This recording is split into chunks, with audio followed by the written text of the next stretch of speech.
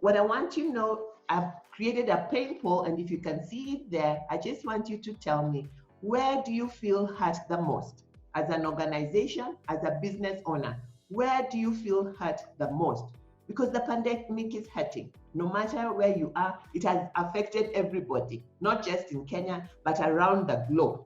When we talk about people in managing and mitigating risk for your business, people is business owner, your family, your employees, your suppliers, your partners, everything that involves all the people that involve your business, because people, without people, there is no business.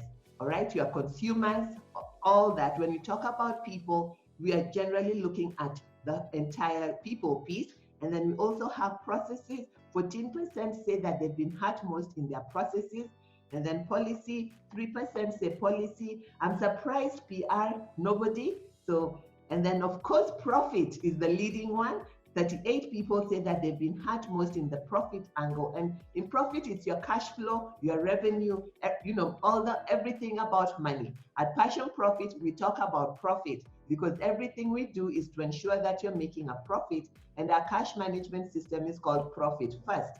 The best way to respond to crisis is to pivot, all right? When you pivot, you are aligning your decisions, your statements, your opinions with your preferred reality. Because when crisis arises, there's the reality of WhatsApp, there's reality of social media, there's reality of the government, and we must listen to the reality of the government because the government is guiding us on how to live and continue to live in a peaceful state, all right? So if you don't have a plan, then you're preparing to get paralyzed and panicked. To be able to manage risk, there are 5 ways you can manage risk. You can accept it, you can avoid it, you can mitigate so that it doesn't happen beforehand.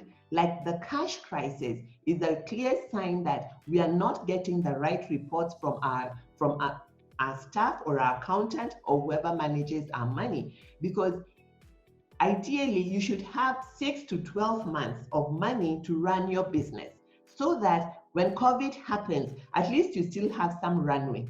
Now we don't know how long COVID will last. So even if you had put money aside for 6 months, what is going to happen then other 6 months? But see, if you had 6 months, if you normally need $1 million and you had 6 million, 1 million for each month, when COVID comes, at least you can downsize to 600 or 500, it will give you a bit more width. But if you don't have that 6 million at all, you are back to ground zero, then things become very difficult and we start asking the government. Also being cognizant that things are changing all the time, look for additional business opportunities within the risk.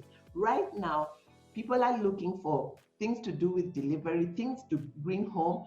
PPE things is on the rise. I know people doing PPE that used to be in events because they had money to continue doing their events. So what is the big need now? People are doing masks, all right? People that have never even shoned one thing, they're doing masks. And then you can also move the risk to another party by outsourcing or insurance. Insurance is a great way. When you're taking a loan, you insure the loan so that when crises happen, you still have the insurance. So to manage internal risk, you first must have a plan because you're going to Mombasa, all right? So that is the plan. As you're going, the car gets a puncture. You stop. You look at what do I do when there's a puncture? Do I call somebody? Do I look in the boot? It's really that simple. So when we did our SWOT analysis, we realized our strength was training, but our biggest strength was people like to come for coaching and mentoring after the training. People liked after training support. The next thing is weaknesses. We looked at our weaknesses because our weakness was lack of premises. The meeting venue cost was very high. And we needed a structured coaching system because at that time we were mentoring people and we were using peer mentoring only. So we went and trained for coaching, and then we also trained other coaches to make sure that we have enough people to coach people, all right? So you can also go and do your SWOT analysis. Where is your strength? And if that strength cannot be delivered now, all right, what do you need to do? The other thing we looked at was, so within the crisis, what was the opportunity? Online learning, because people must learn whether there's crisis or not. People are aspirational. People always want to grow. So the threat at that time was the political unrest. So what is the threat right now? COVID-19. What are your strengths? What are your weaknesses? What is the opportunity now? A lot of things are going online. Working from home is an opportunity because you can work in shifts. You may need money to increase your infrastructure in terms of your equipment, and so that people have the right equipment to use at home, and invest in that now so that in future you won't have this crisis again. So to be able to mitigate risk, you must have a plan, so that when crisis comes up, you look at your plan to see where were we at with this plan? How can we pivot so that we continue? And remember, as a business owner, you are here to solve problems. And as long as you're alive and people are alive, there'll always be a place for you to pivot, which is adjusting your mind.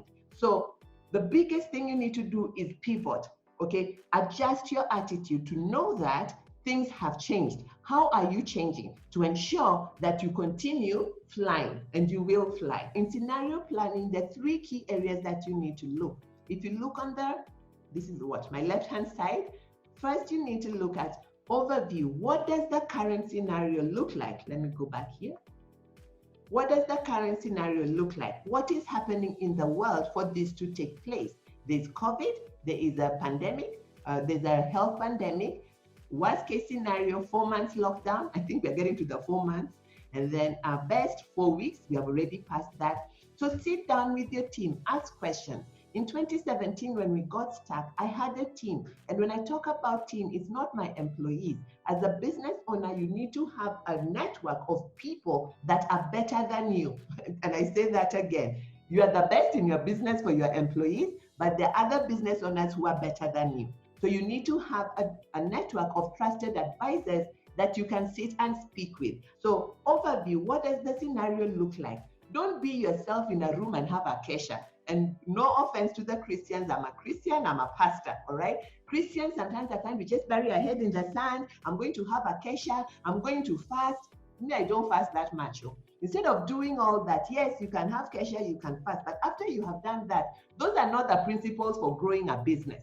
Those are the principles for growing your spirituality, all right? So you combine them with business principles. You pray, you fast, then you sit with trusted business advisors. If you don't have them, you find a network, you find mentors, you find coaches, you find companies like Passion Profit, or you ask the BIASHARA Club, which consultant can I go to? So the next thing is supply chain. How has your supply chain been affected?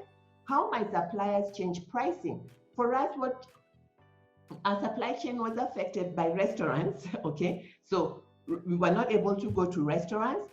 The price doesn't go up or down. So we figured online, we will be in charge of the price.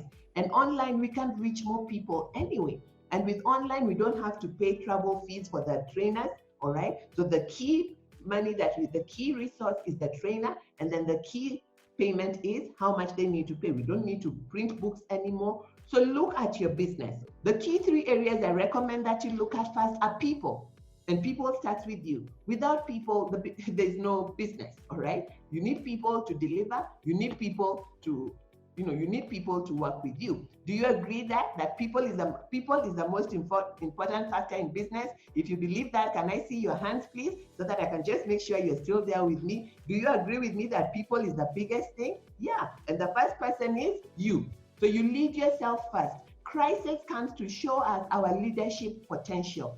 So the next thing is property. Don't hang on to an office that is too expensive. I gave up our office. It was a fantastic office in Delta Corner. It felt good to tell people we are in Westlands, Delta Corner, 6th floor, all right? But it was killing us, all right? So we decided, why not pay one rent? At Delta Corner, we're paying 120. In Kileleshwa, we are paying 80. And we are paying 80 for living and for renting for the office. And all is well. How much have we saved over the year? Count 40 times 12. Is that not money you can do something else with? So usikae ngumu. You must define your destination and design how you want to get there. It is not magic. The only permanent thing is change. Crisis will come again. If you don't have a clear destination, like when you leave your house that you're going to Mombasa and crisis comes, you will either find another way to go to Mombasa or you will turn around. But if we don't do that, we'll always be saying, oh, there's crisis, oh, Serikali's idea.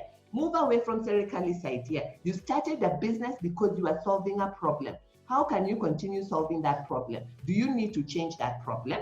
And then finally, you have survived 100% of previous crises. Together, we will survive this one again.